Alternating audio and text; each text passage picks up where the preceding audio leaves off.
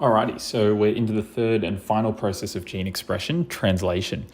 So this involves taking the mature mRNA now from our post-transcriptional modification and using it as an instruction manual to piece together a string of amino acids called our polypeptide, which will then fold into a functional protein product of the original gene. So now again, similar to transcription, this is a dynamic process. So we'll work through each of these parts and then kind of put it all together at the end.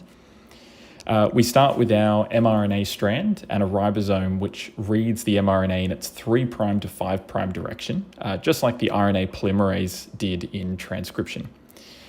It's going to read the mRNA in groups of 3 nucleotides at a time. These are our codons. So each codon triplet will have a corresponding tRNA molecule carrying a complementary triplet code, which we'll call the anticodon. On those tRNA will be a specific amino acid.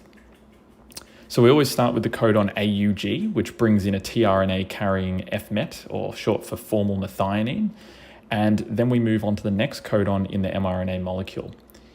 We'll get another codon, which will correspond to a different tRNA carrying an amino acid, and this will bind again, and the new amino acid will form a peptide bond, seen here, to the FMET to form a dipeptide.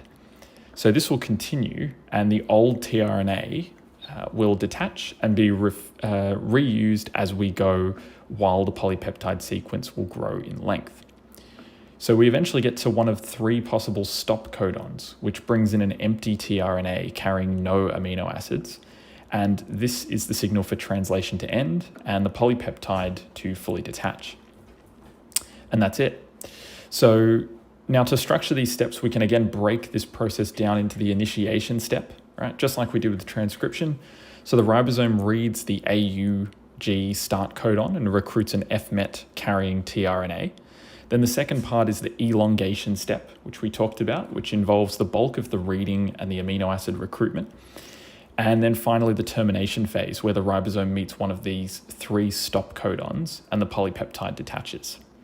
The polypeptide is now free to begin its folding process into a secondary, tertiary, or even quaternary structure, meaning we've successfully used the original gene from our DNA to encode and manufacture a fully functional protein through gene expression. Cheers, guys.